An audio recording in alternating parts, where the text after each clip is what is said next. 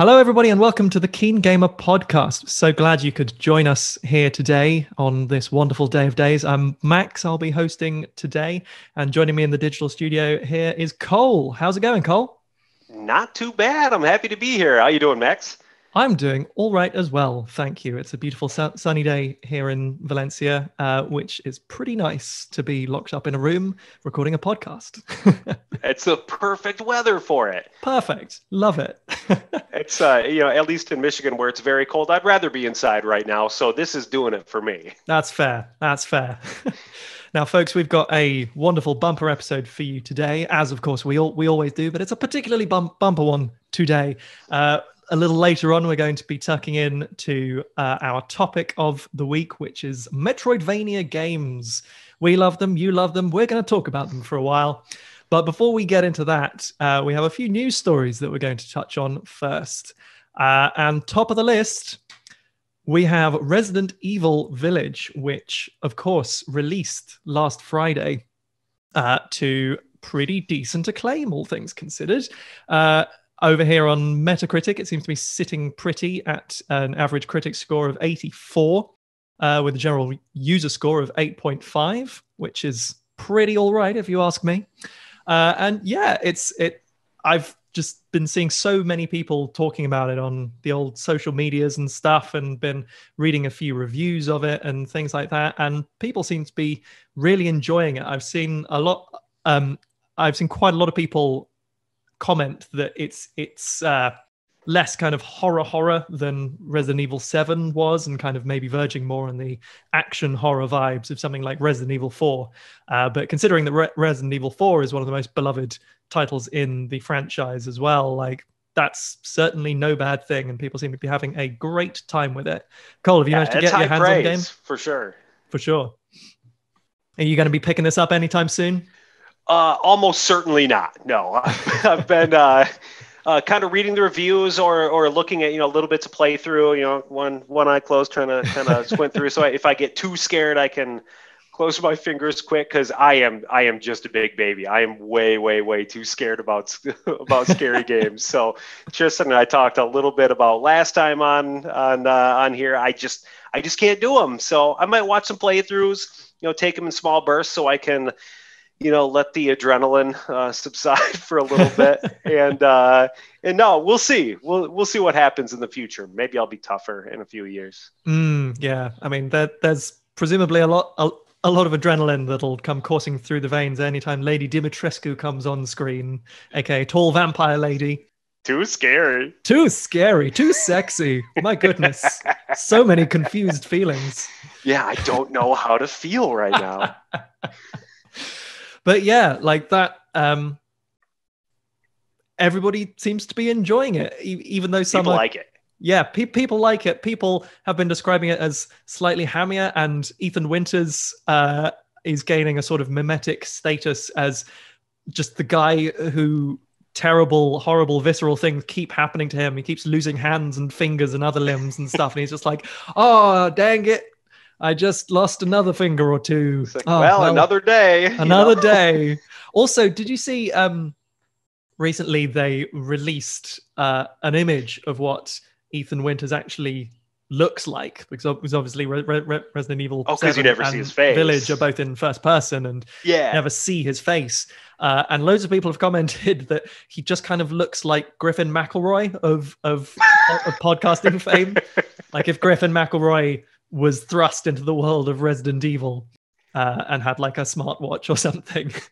Yeah, no, I have not seen that, but that I have to imagine would be very frightening for Griffin McElroy. Yeah, he'll need to keep watch, make sure he doesn't run into any werewolves or anything. Absolutely, yeah. But yeah, Resident Evil Village, it's out now. People are enjoying it. I would imagine at some point soon, we might be doing something like a spoiler cast of it, because I know Tristan reviewed it for KeenGamer, so he might be trying to rustle something up for the next couple of weeks or so. So watch this space, folks, for a dedicated Resident Evil spoiler cast, maybe. Yeah, I suspected we might see something from Tristan soon. I know he was really geared up for this game. Yeah. Yeah, absolutely. I think the subtitle of his Resident Evil Village review, yes, was a hairy and sexy crowd pleaser. And really, that's probably all you need to know about the game at this point. All right, never mind. I'm gonna play it. Hairy and sexy, they're my two favorite adjectives. Yeah, that's my two hot buttons. Yep. Yes. Well, yes. So Resident Evil Village is out now, but unfortunately, statistically, if you want to play it on the PS5, you might be slightly out of luck for the foreseeable future. Because Sony has been telling its analysts that it is unlikely to be able to meet the demand for the PlayStation 5 over not just this next year, but next year as well. Yeah, 2022. Yeah, it's a long time, man. Like this. So this all comes down to a worldwide shortage of semiconductors, which is hitting a bunch of different industries at the moment, all dealing in electronics and stuff. And it's had this knock-on effect in the gaming sphere as well. PlayStation 5s in particular have been, well, it's been very difficult, if not impossible, to meet the demand for them because they simply do not have the components available to do so. And it must be pretty tough for Sony. You know, they've got big plans for selling a bunch of consoles over the next few years or so, and being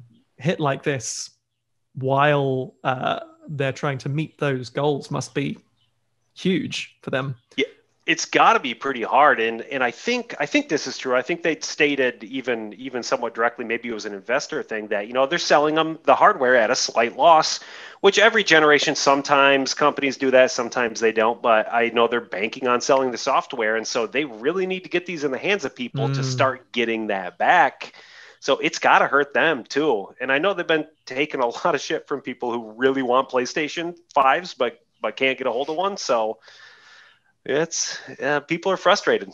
Yeah, and it's doubly tough in some ways because they're starting to come out with some of these PS5 exclusives, like Returnal, which recently came out as well. And by all accounts, it's a brilliant game. But if you don't have a console to play it on, then you're not going to buy it, are you? £70 price tag or not? Like, it's going to potentially have all of these knock-on effects, not just in the hardware but in the software for the company as well. So it'll be interesting to see how the company reacts to it going forward. Yeah, something to keep an eye on for sure. Yeah, absolutely. Yeah, in fact, sorry, I'm just reading a couple of little bits from this Polygon article by ONS Good that's touching on the various points. And he mentions at the end that it's having this kind of like the story has this other dimension to it, because there's the issues with Sony, which are kind of being passed on to the consumer and stuff, but it's also directly contributing to the culture of scalping consoles as well. Like, you've got these people or bots set up to buy consoles as soon as they go on sale at rates much faster than any actual human being can do, and then selling them for extortionate markups on places like eBay. And like, that's just going to screw over the consumers in a completely different way as well.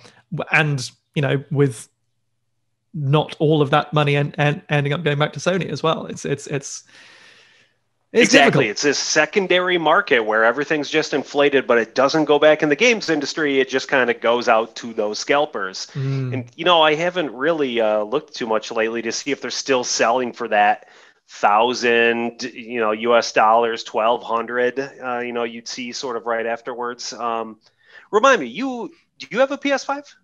I do not. I'm primarily a PC gamer these days, but I have a Nintendo Switch as well. I would love to get an Xbox Series or a PS5 at some point once both my personal finances and the issues with supply and demand have managed to match up. For sure. For the time being, it's just the old PC and Nintendo for this guy.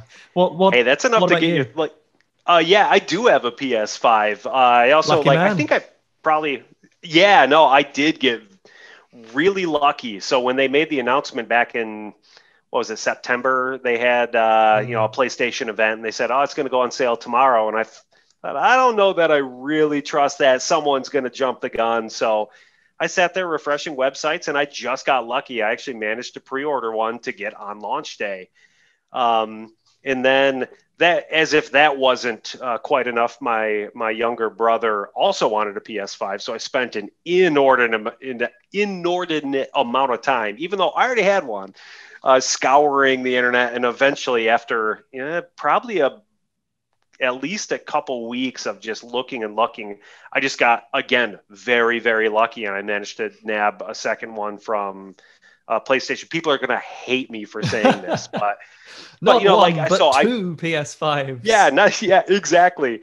So I picked up a second one for my brother. Something I don't see him all that often, but every once a week we get online and we'll play PlayStation. It's a fun brotherly thing we do. And so I was dedicated, and I managed to just get in at the right time on that Sony Direct queue. I was about 3 minutes from missing it. So. Whew. Just people, you just keep trying, be persistent. It'll work out eventually. Yeah, it's weird, isn't it? It's like the online equivalent of when people used to queue for like 20 blocks outside of GameStop or wherever to get the newest console or game or whatever. Yeah, which are some of my fondest memories also, is lining up outside the local GameStop. It's way better than clicking your refresh button over and over. I mean, I guess you could set up like a little tent in your living room or something and kind of sleep in there while you're refreshing the page, just for old time's sake. That is a good point. I think I would have a very confused wife if she came home. There's a tent in the middle of the living room. Honey, what are you doing? I'm trying to buy a PS5, clearly. Yeah, obviously. Come on, honey. But yeah, so keep at it, everyone. Keep at it. They are still making them, I promise. Yep. But they are having their own difficulties. So keep an eye on the good websites. Try to resist the urge to pay thousands of dollars to get one from a scalper. Don't feed the scalpers. Don't feed the scalpers. They've had quite enough. But yeah, don't lose heart. Don't lose heart. We've got one last news story for you guys before we jump into our main topic for today. And it's actually loosely connected to said topic. We've got a quote here from an interview with a former Retro Studios developer on the subject of the unlikelihood of a possible Metroid Prime trilogy port to the Nintendo Switch, which breaks my little heart, for one, because I really love those games. But he makes a very good point. So this is an article from Kate Gray over on Nintendo Life, reporting on some quotes from Michael Wicken. Sorry if I'm mispronouncing your name, Michael. But he was the former lead designer on all three of the Metroid Prime games. And unfortunately, he's bursting a collective bubble somewhat by explaining precisely why a Switch port, primarily of Metroid Prime 3, would be so difficult.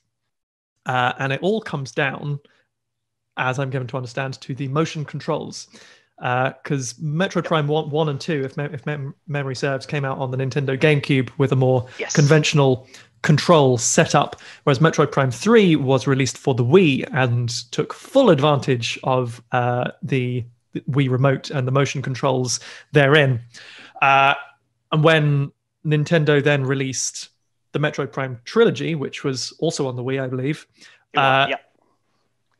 kind of updating or upgrading the control systems of the first two games to work with motion controls is, as I understand it, a lot easier than going backwards and taking a game that's designed with motion controls in mind and putting it onto the Switch, which has some kind of limited motion and kind of like gyroscope functionality, but is essentially a more conventional control system. So he's saying that they would basically have to redesign Metroid Prime 3 almost from the ground up, and like, because you can't just like change the controls and then assume that all of the gameplay and the puzzles and things like that will just be fine, because I guess it was tuned really specifically to where they say, oh, people can move the cursor here quickly and here quickly and here quickly. Yeah. You just can't do that with an analog stick, at least with the same level of accuracy. Yeah, absolutely. And apparently they lost the tools. Yeah. I think that was something else I saw in there too, is like, well, we could do it if we had the tools. Yeah, so he says, so he says that the biggest issue is that the studio no longer has functional editor tools to work with the Prime code base. So everything has to be brute force hard coded, which, I mean, I'm not super up to date with my coding lingo, but that sounds hard. It certainly does, yeah. Yeah. But yeah, he goes on to say, rebuilding the hundreds of interaction sets in Metroid Prime 3 alone, not to mention retuning the gameplay to take in the slower engagement pacing of conventional controls, as we were just saying, would probably take a year with a 4 to 5 person team full time by itself, which might not sound like much, but when you're a studio that's also working on other projects, and considering that like this would be like a year working full time on 1/3 of a released game, like that's probably quite a tall order for a group like Retro Studios. And plus, I want them to keep focusing on Metroid Prime 4. Like, I also want both of these to happen. Yeah, but you know, you can't have it all. Yeah, I mean, it has been noted that, so if you'll remember all the way back to a few months ago, when Nintendo announced that The Legend of Zelda Skyward Sword would be receiving a Switch port. That is clearly being done. And that was a game that also released on the Wii and also had very heavily advertised and heavily implemented motion controls, potentially to the slight detriment of the game, depending on who you ask. But Nintendo have like redesigned that for the Switch version. So it's not out of the realm of possibility that a port of Metroid Prime 3 and by extension the Metroid Prime trilogy could come to Switch. But this former lead designer at Retro is, I think, just kind of doing his best to try and temper people's expectations, and presumably to stop people from like just raging at Retro Studios on Twitter and the like, and being like, "Hey, why don't we have a Metroid Prime trilogy port? You lazy bastards! Come on!" I think he might have had exactly. You owe me. I like the old ones. Yeah. Let's bring back the. Which I think he may have had sort of the opposite effect. I guess he's been getting roasted on Twitter pretty bad. Yeah, I mean, if trying to spend too much time on Twitter, but if there's one demographic that you can pretty reliably not please, it's gamers. Absolutely.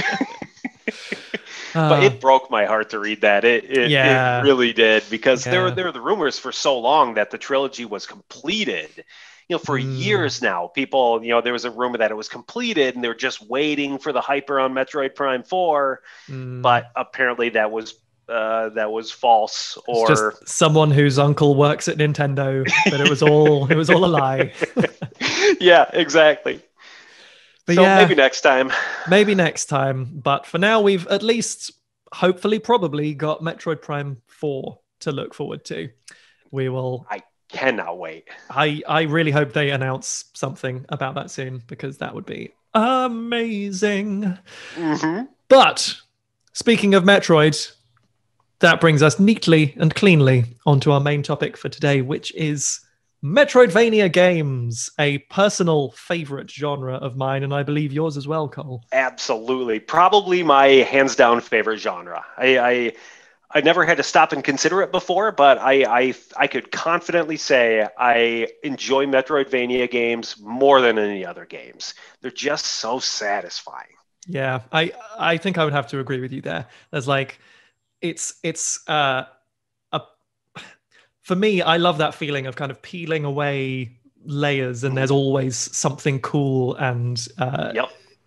ingenious underneath. And so many Metroidvanias have that effect for me. But for those listening who are maybe not so certain about even what a Metroidvania game is, why don't you give us a quick little rundown of what a Metroidvania is? Sure, I'd be happy to. Well, it comes from a portmanteau of Metroid and Castlevania, two games that or game franchises that have very similar sort of progression, where a lot of times there's a large interconnected map. You may start out as you did, like in the very original Metroid, where you can only move a few screens away until you get your first power up, and then you can access a little bit more, and then you work through a new area with that power up, get another one. A lot of times they're traversal based, but the key is usually a large interconnected map. Most of the time 2D. That's not true for the Metroid Prime series, which was pretty different for its time. Um, but you get a double jump. You can go somewhere else. The map opens up even more. But the thing that I always appreciate about them the most is that a well done Metroidvania will also have a lot of things just out of reach in the areas that you were in before. So if you backtrack, you might get missile expansions or more permanent health. It's just there's something about it where it just, like you said, you peel away at it, you get a little bit further out and further out, and then pretty soon you look back and you see this huge map that you've managed to cover, and it just feels just big and amazing. um, what do you think? Any thoughts on how you would define Metroidvanias that I didn't touch on? Yeah, I think that about covers it. Like the main principles of it, as I would expect them, are this idea of kind of um, you get a sense of progression in Hmm. your abilities that allow you to traverse more of the map, and Yeah, you like there's backtracking and stuff. But if it's designed well, then it's not boring to have to backtracking keep feels going back. good if it Yeah, yeah when if it's it's done done right. well. Yeah. Yeah, because you don't feel like I've got to go back through this area. You think, ooh, I haven't gone back through this area with my grapple beam. If you're Yeah. playing like Super Metroid or something, and you see one of those little spots you can grapple to, and you think, Mm, oh, there's yeah. something back there, and I want it. Yeah. Or even like something as simple as like often in these games, one of the upgrades will be something as simple as a double jump, or like the ability to hang onto a ledge and then pull yourself Yeah. up. And if you're kind of exploring each room that you come across and you see this like ledge that's just slightly beyond where you're able to jump to at the moment, and then you play for another like 20 minutes or something, and then you get this ability, that little light bulb in the head that's like, Uh huh. aha, I know where to use Like this. And it I might put a be, pin. yeah, Yeah. and that might lead to like the next bit of the story, or it might lead to a health upgrade or a missile upgrade or something. But the point is, like, you'll always get something from exploration, uh, like whether it's like the main critical path of the game, or upgrades, or sometimes in uh, kind of Dark Soulsian manner. Like Uh-huh. you can find bits of lore or like history of the game world and stuff kind of hidden away, not necessarily in a kind of like I am picking up this item way, but you kind of find your way onto a screen where there's something in the background that Yeah. suggests something that happened in the past, and that kind of links to something else that you know about the story of the game, and it just lends all of this depth to this world that you're inhabiting. And to be honest, I'm primarily thinking of Hollow Knight when I'm I was speaking gonna like say the that, but a lot same of other thing. games Yeah. do it as well. Yep. Hollow Knight is without a doubt probably one of my favorite games I've ever played. Same It's here. fantastic. If Yep. you haven't played it yet, folks, go out and give Team Cherry your hard-earned money. They They deserve it have more than you earned do. it. I'm sorry you had to find out this way. But seriously, it is one of the best games I've ever played. It's excellent. And Yeah, yours as well, absolutely. Cole? Yeah, yep, for sure. So as soon as you started talking about collectibles and lore and how it kind of builds out, not overtly through the story, but like through the item Mm, descriptions in the way that Dark Souls will, or these little secret tunnels off to the side where you find like maybe I don't want to like spoil anything for anyone who's going to play through this, but say half of an artifact that you need, and then you find out about this whole other part of the story that you didn't know about mm, just by going through like a little secret that you accidentally broke with your nail because you were swinging around at something and you missed and you broke yeah. the wall. It's pretty good. So the way that Hollow Knight just really plays out this amazing, big, dark, complicated story that doesn't. If you just played, if you just played the game straight through, you wouldn't necessarily come across any of that. But as you're going through and you're uncovering, like the different hidden artifacts and piecing things together and finding secrets, and then there's entire areas of that game that are gated behind putting together different secrets in ways that you wouldn't Mm, necessarily expect unless you explore everything. And then suddenly it kind of mm, clicks. And you're like, oh, there's way more to this game than I realized that there was. I yeah. loved it. One of my favorite things is just after completing it, because I knew I must have missed stuff or just forgot, is going through the Hollow Knight wiki and just looking through the lore. Just be like, Yeah. oh, I missed that. It's so amazing. It's one of my favorite games of all time. Yeah, yeah, yeah. And like in the style of games like Dark Souls as well, like when you go through something like the wiki and you see all this stuff about the lore, none of it feels like forced or like where the hell did you get that information from? Like you read it and then you're like, right, yes, that makes sense. Yeah, Like with this and I that learned that and over that like there. throw away thing that someone just said Yeah, that you might have forgotten about, but then you see it kind of laid there and you're like, of course, yes, yeah, that's what happened in this world. absolutely. Ah, And it's such a dark but really deep, deep story that you would not expect mm, from a cartoonish looking thing where, you go around and you're just a bug. yeah, yeah, yeah. So Like cool. I before I played it, I saw a lot more places comparing it to Dark Souls than. I mean, obviously it is a Metroidvania, but like a lot of ways, like the way that a lot of people described it leaned a lot more heavily on the Dark Souls comparison than on the Metroidvania descriptor. Um, but I think that's not quite fair in a Yeah. way. Like there's definitely elements of that. It is very challenging in places, and a lot of it hinges on well, not hinges, but like you will periodically have these very difficult boss battles Yes. that you will die in, and then you come back over and over again and learn the strategy and learn how to take them down. But it never really. I don't know. Maybe I'm thinking of it more in a kind of narrative way. Like Mhm. as kind of sad and dark as it is, it never felt quite as like hopeless as the Dark Souls games. Like there's still like a little bit of light, and maybe it's the other characters. Like there's a whole host of NPCs that you run into in the game, and they're all like great and unique, Pretty and a lot of cheerful in a lot of pretty cases, cheerful which for which for is the a most stark part. Yeah, contrast to the environment. yeah, Yeah. yeah. It's great. And there's speaking in fact of Hollow Knight Silk Song is in development as well. The much anticipated sequel. I Uh, cannot wait.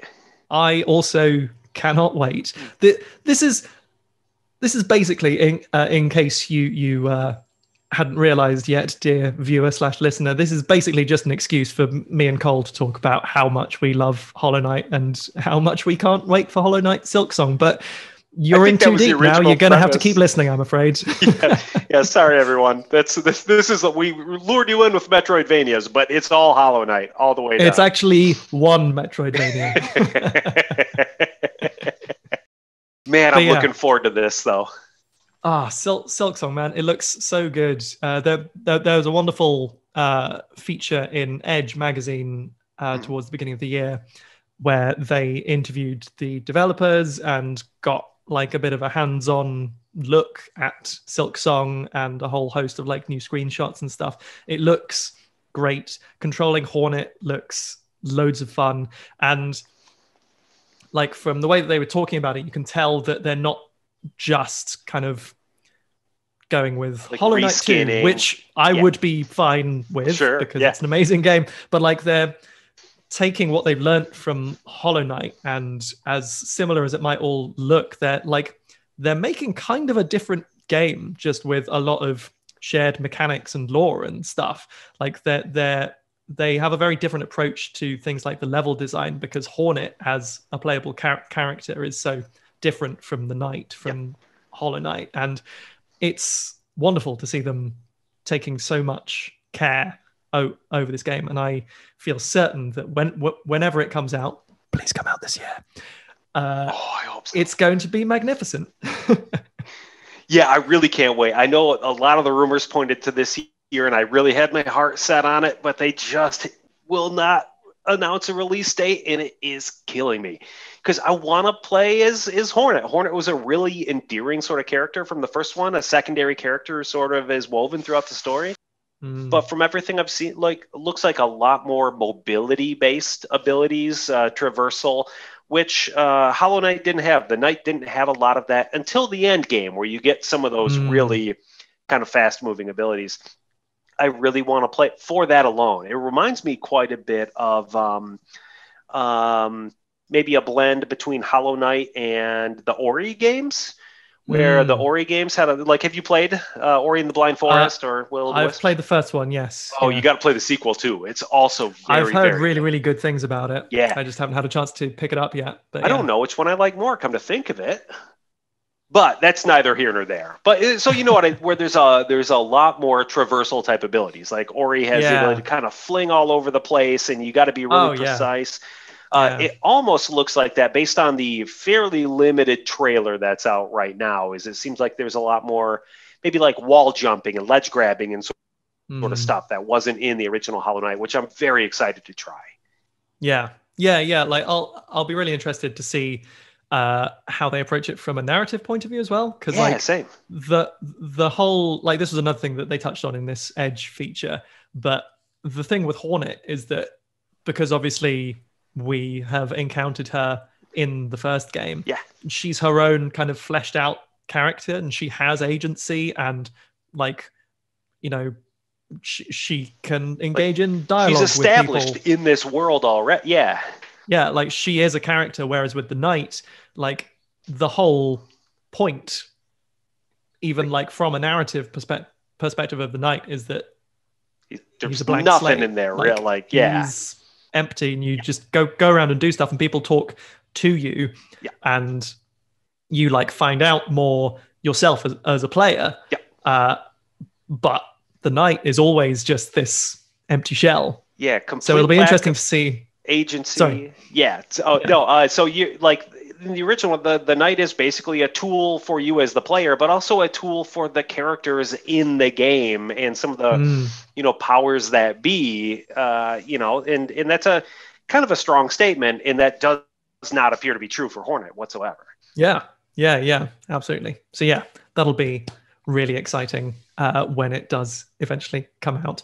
But I do feel obliged to, I feel like we should talk about a few other Metroidvania games. We probably Our listeners might be expecting a little more than just Hollow Knight for the next half an hour. Yep. I have to confess, I have played most of the Metroid games, but I've never really dabbled in the Castlevania side of things. Oh, really? Have you played a bunch of them? I understand Symphony of the Night is like the go-to. Yeah, that is the gold standard for. Yeah, and I would say that it's a pretty old game at this point. There's parts of it that if you go back and play, you think, well, it's a little clunkier than modern games, but it still really holds up. So it was on PS1, right? Yeah, on PS1. Yep. I think there was a Saturn version as well that a lot of people liked because there was differences in like the audio and some of the dialogue and writing and stuff, but nothing major. I've probably played through Symphony of the Night, I don't know, 12 times, 15 times, something like that. I'd replay it every twice every 3 years since it came out or something. I guess I haven't in a while now. That's neither here nor there. I think I've probably played all of the Castlevania games with the exception of some of the newer ones. What are the newer ones called? Where the full 3D and it's mostly combat based. Why am I blanking on this? Hang on, let's check. A friend of mine keeps telling me I gotta play them. So yeah, while you're looking that up, I remember one of them came out. What did I played it at a friend's house, and I thought, well, this seems fun, but it's not what I want in a Castlevania game.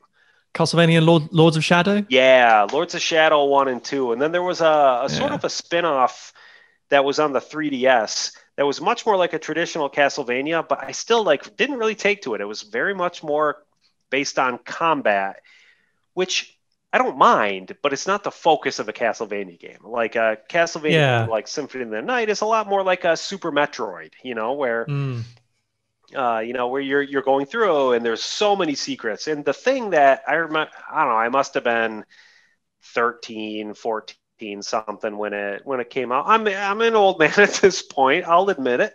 But I remember being so in awe at this game and playing through the whole thing, finishing it, and there's parts of the map that weren't. I finished.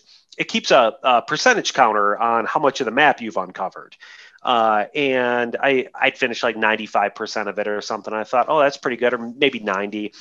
And it wasn't until like a year after that I realized this is a thing everyone knows by now, I think, is that there are what is it? There's 3 or 4 sorts of secrets. If you uncover them and you do a certain thing in a certain place, and then you kill Dracula with the right way, there's a whole other castle. An entire other castle that is just inverted. It's upside down. You go through the peak of the one and you have an entire other castle. The map percentage counter goes up to over 200%. And when I discovered this, as a teenager who I thought, well, I'm going to play. I just learned this about Symphony of the Night. I'm not going to try to go out on a date or whatever. I can drive now. No, thanks. I'm going to stay home and beat this. There are more important things at stake. Exactly. Priority. Got to see that inverted castle.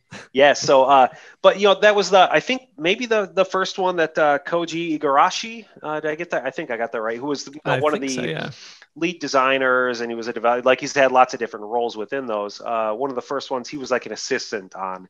And then he did the Game Boy Advance ones and DS ones, which were also amazing Castlevania games. And my DS is broken. I have no way to go back and replay those. I have been in anguish about this. I've been trying to find a way, that would be at least portable. So I don't have to get emulators working on my computer or something like that. I just want to play these again on the original hardware so bad. If you're looking for an entry point, Symphony of the Night is on almost everything. It's worth a shot anyway. Yeah, I will definitely track it down one way or another. Sure, yeah. Because it sounds like exactly my kind of jam. It's very, very good. Did you ever consider? Did you ever play Bloodstained: Ritual of the Night? No, that's another one that's been on my list, but I haven't gotten around to yet. I seem to remember that when it first came out, at least it got slightly mixed reviews. But it was a little rocky at launch. Yeah, because did it come out in early access? Am I imagining that, or something like that? So it was kickstarted, and I think the problem was that the Kickstarter kept kind of growing on a little longer than it was supposed to, and then some of the versions were cut, and then notably the Switch version of it that released was almost unplayable. It was very, very, very, very bad. Low frame rate. That is not what you want. Lag. Yeah, but they patched it over time. So I bought it at launch on PS4 because I just had to play it. And a friend of mine bought it on Switch because that's what he had, and he thought this is unplayable. But a few months later, it's fine. I played it on his Switch.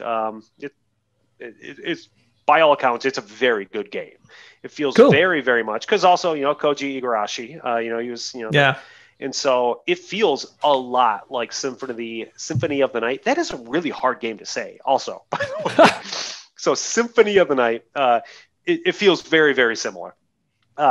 it would also be a decent entry point, even though it's not strictly a Castlevania game. It's good. It's like a spiritual successor of sorts, isn't Absolutely. it? Yep. And especially as it's made by the same guy. Exactly. Yep. I think it hits the mark pretty well. It's not exactly the same, but it's better in some ways, and in other ways not as much, but very good. Cool. Yeah, well, I will definitely be checking those out.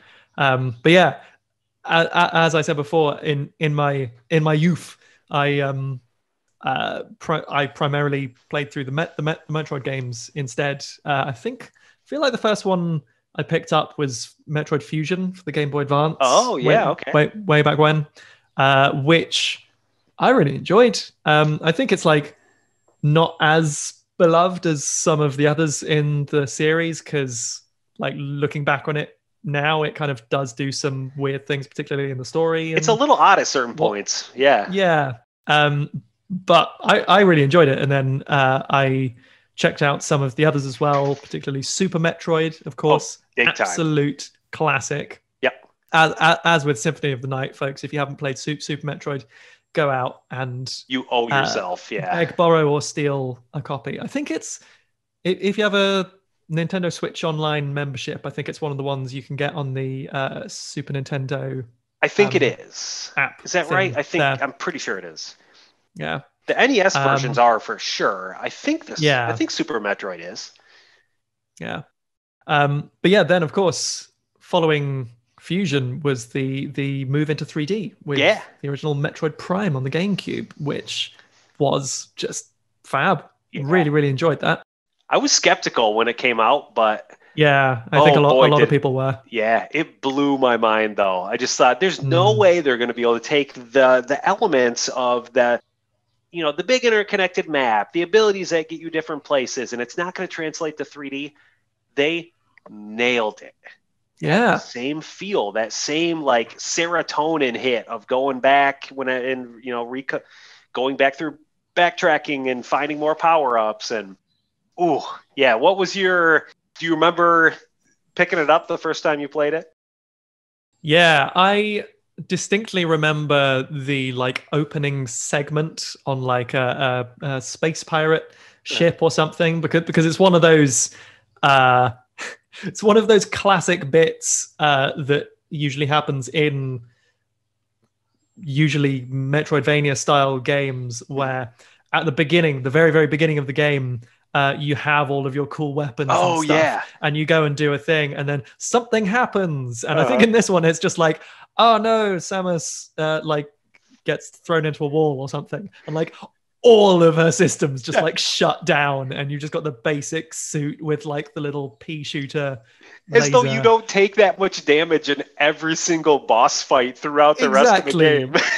Exactly. It was a little flimsy, but I guess they've got to bring the character down to stage 0 for the beginning of every game. You need a good MacGuffin to start things out, Of course, yeah. But yeah,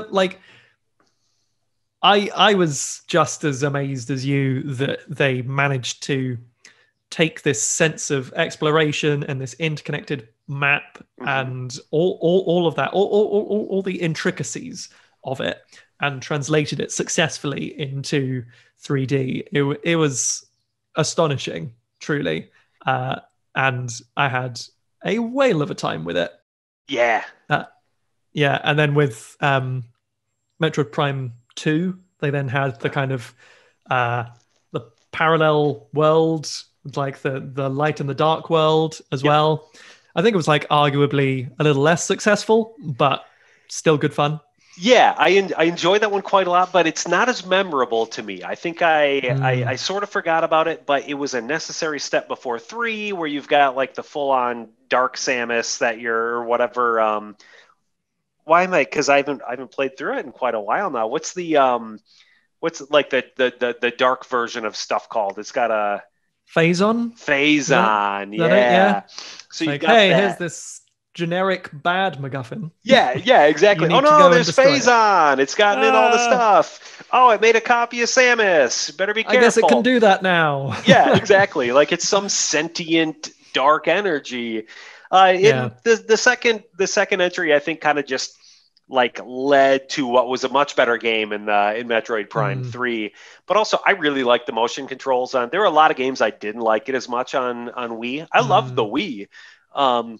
But I thought Metroid Prime 3 really used the motion controls and the aiming directly very, very well. I enjoyed that one a lot. Yeah, it's a game that you can tell that it was designed with them in mind, which of takes course, as us we back to the earlier, talk about during the news section. Yeah, like that's part of the problem now, but it made for an extremely playable and enjoyable game at the time.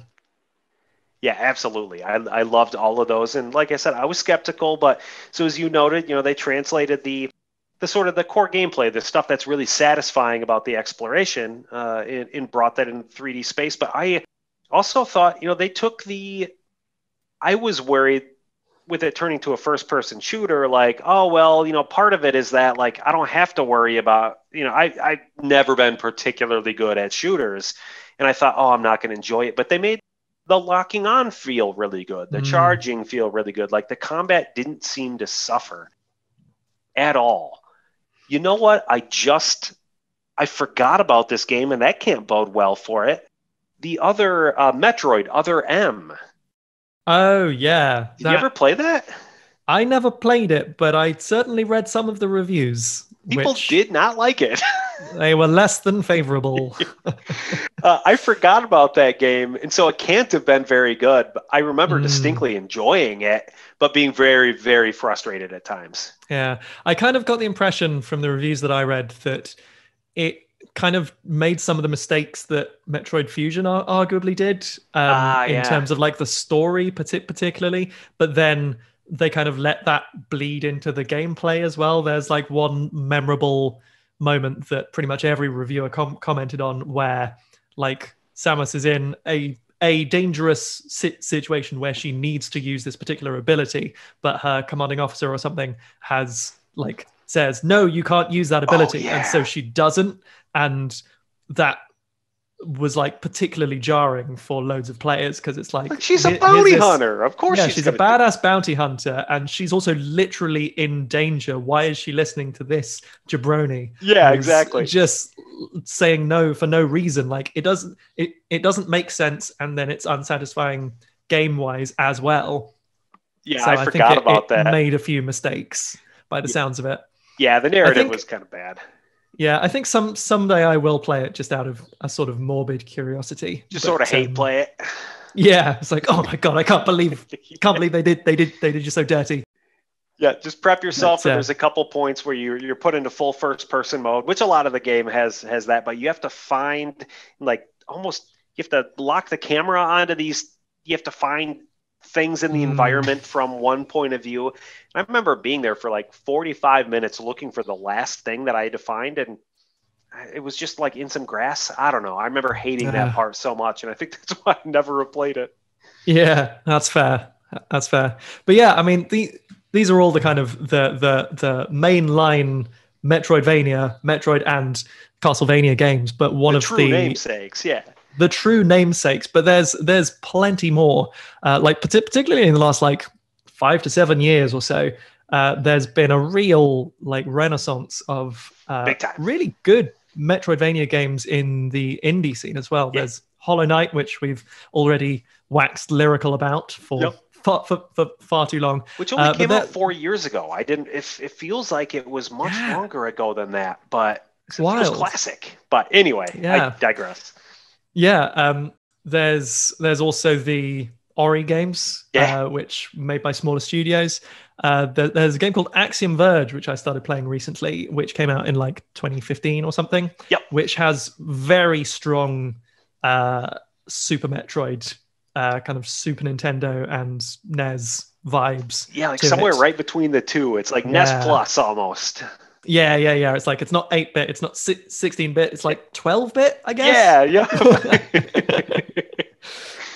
But yeah, that's really, really good. Have you ever played the Guacamelee games? I have. I've played both of them and really enjoyed both of them. I really, really love those games. Yeah. Like, I think one of the things that I enjoy is that they fit so many jokes and gags into the games, like at the expense of Metroidvania games. Oh, and yeah. like as a huge fan of the genre, I kind of see these things. I'm like, I understood that reference. Like the first time you have to break one of the goat statues, like the Yeah. Chozo statue Yeah, from the yeah, start, or from Metroid. Yeah. Yeah, and then the guy comes down and he's like, "Why are you breaking all my statues?" Like, oh, I just thought I was supposed Because it's a real dick move to just go into someone's basement and just break their shit. Like, why would you do that? Yeah, man, those are very, very good games, and they exemplify what, like, one of the things that I really like about some of these games, where there's this crossover of a lot of the traversal abilities and the combat abilities. Like, often, like, even in your very best Metroid games, like, you'll have your abilities that you use to get around, and you'll have your abilities that you use to fight things. Like, you're not going to use your missiles to jump to somewhere, and you're not going to, I mean, you get your morph ball bombs, but the morph ball itself, like, isn't really, it doesn't have offensive capabilities when you're just rolling around. Exactly. But in Guacamelee, almost everything that you can do serves a dual purpose. Mm-hmm. Like, the special abilities are kind of punches to the side or up, or like going down to break through blocks and stuff. And you can use those to like extend your jumps and chain a lot of them together in order to get to these little hidden corners and find all these secrets and things. And you can use them in combat to kick the ass of all of the enemies around. And I remember in the first one, I think, you occasionally got these like little screens which turn into like fight arenas, like these walls come out of nowhere, and you're basically in this square. And it always felt like a classic, like, I'm not trapped in here with you, you're trapped in here with me, because you're like bouncing off the walls and the ceiling and like chaining these moves together to jump around and also take out all of these enemies at once. It felt so satisfying. It's very really good. Yeah, it feels good, because I can't think of any other real examples of games that are simultaneously like a finesse combo brawler and Metroidvania at the same time. Yeah. That's what I think makes those combat / traversal abilities work really well. It's like your forward punch carries you a little ways. Your up punch gives you, some height. It's just almost a perfect blend of the two, and that speaks nothing of the insane amount of character this game has. Like, it is so charming. Like, the is it Drinkbox games? Drinkbox makes like, they put so much character into this, and there's jokes in the foreground and in the, as you mentioned, and just like the dialogue and stuff. But in the background, if you just pay attention to all of these posters that are posted up around the different towns, they're full of just making fun of other games in the genre, or just other games in general. Like, it's chef's kiss. It's amazing. Yeah, both of them. It's a very slick, very clever, and very satisfying duo of games to play. And you should all go and seek them out. In fact, Drinkbox is releasing another game soon. They're doing Nobody Saves the World, which I think is quite a different vibe from Guacamelee. But if it has any of the care and attention that the team have put into the Guacamelee games, then that's also worth your time as well. So something to look forward to. Yeah. So there's just looking at the list of various, I put everything I could think of in there. Metroidvania games here. Yeah, we've got Blasphemous here. That's one that I haven't played, but I believe you have, Cole, right? Yeah, I have played and gave up on. I think, I put it on the list because I think Luis would be kind of mad if I didn't after some of the chatter in the Discord. But he is a big fan. Yeah, he seemed to really like it. This one's for you, Luis. Yeah, that's so it's in here for you. It is incredibly hard. If there truly is a game that's like a mashup of Souls and a Metroidvania, it would be Blasphemous. It's really, really like a creepy, dark aesthetic, but very, very, very, very difficult. And the tricky part is I got through 90% of the game, maybe more. There's a boss near the end that you have to fight to get to the last area without giving anything away. This boss, I end up going online looking for strategies. How can I do this? Watch some YouTube videos, read everything I could about it. Still could not beat this boss because it requires you to have like a perfect riposte. Like you just have to be able to do that within the game to counter, to attack. And I couldn't master it. It's not required for the rest of the game. So I never learned that skill. And it takes like 2 hits to kill you against that boss. And I tried maybe 20 times and I just said, so I didn't rage quit. I rage uninstalled that game. Like Wow. I've done that a few times in my life where you go the step past rage quitting. I just uninstalled it, never looked back. And it has saved my blood pressure like you wouldn't believe. I'll bet. Yeah. So it's good. If you are a glutton for punishment, I would recommend it. But otherwise, I'm going to leave it to Luis to tell me how it ends. Yeah. I mean, the popularity of the Dark Souls games is plenty of evidence that there's a sub-demographic of the gaming community who love that shit. Yeah. So perhaps Blasphemous is the game for them. They can spend countless hours getting good. Yeah. And then tell you on Twitter that you're a fake gamer because you uninstalled the game.